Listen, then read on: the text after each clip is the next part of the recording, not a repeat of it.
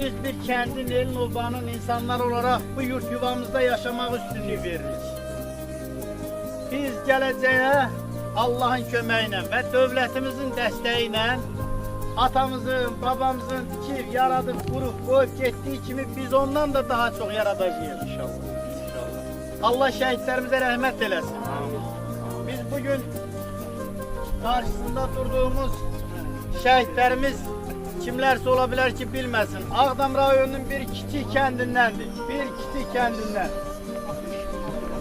Bizim vatanımızı, bizim namusumuzun, gayretimizin uğrunda canından kesen şehitlerimiz var. Onların karşısında baş eğrik. Başta bizim müellimimiz olan Mehmet müellimin her birinin karşısında baş eğrik. Ve Cenab-ı Ali Başkomandanın desteğiyle vatanımızı, elimizi, obamızı, yurdumuzu, yuvamızı kurup yaratacağız. İnşallah. Biz mezarlarımıza sahip çıktık. Elbette ki bundan sonra da biz ata baba yurt yuvamıza sahip çıkacağız. Allah devletimizin bayrağını ucaylasın. Sağ ol kardeş. Allah senden Çok sağ ol. sağ ol.